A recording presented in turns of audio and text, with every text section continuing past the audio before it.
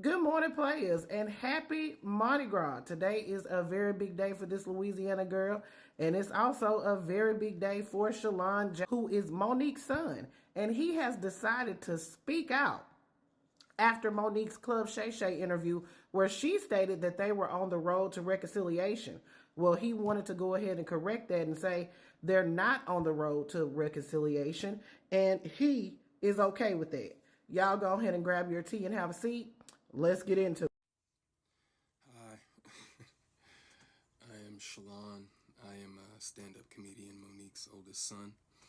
Um, I guess I felt the need to make this video to just provide some context into this false narrative about her praying to the universe in order to reconcile our relationship or whatever the hell it is. My mother and I both know that that is a very false narrative, and I would like to free her of having to continue telling that lie. Faith without work is dead, and neither one of us cares to put forth any effort to reconcile with the other. We are separate, as she put it, because she doesn't care to be my mother any more than I care to be her son. Speaking with my mother directly, in my experience, will either lead to some odd newfound moment of clarity in regards to how she was as my mother, or she retreats back to daddy to move forward with a conversation. And I'm tired of hearing my mother's truths. Newsflash, I'm not sure if people know, but standing in your truth doesn't make you noble. I was wondering, well, why say something now? Call it a form of therapy for me, I suppose. But when her daddy had intentionally stated that they have three sons, but his wife is on the internet talking about the fourth son in a video that has millions of views, that rubbed me the wrong way. My mother had also admitted to me that she didn't do the best job that she could do, which would also make one begin to question, all of your past decisions and prior emotional interactions. But to be completely honest and fair, um, those were things that I was willing to get over. Nobody's perfect, we're all human.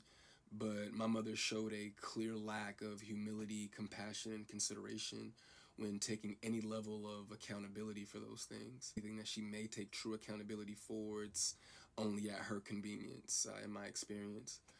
But if I had to guess, though, her interest in being a mother probably started around the time that she married her daddy and had his children.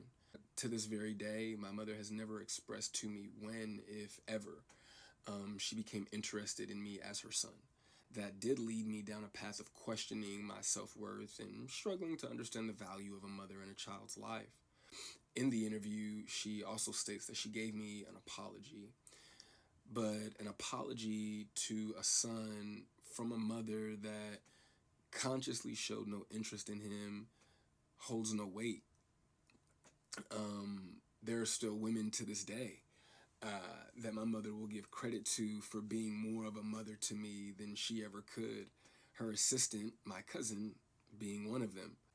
Be so self-centered that they still express to the kid, you have to come to me. I'm not sure what my mother could possibly think that she has shown me in the past or have for me now that's not money, goodness gracious, that would make me want to come to her.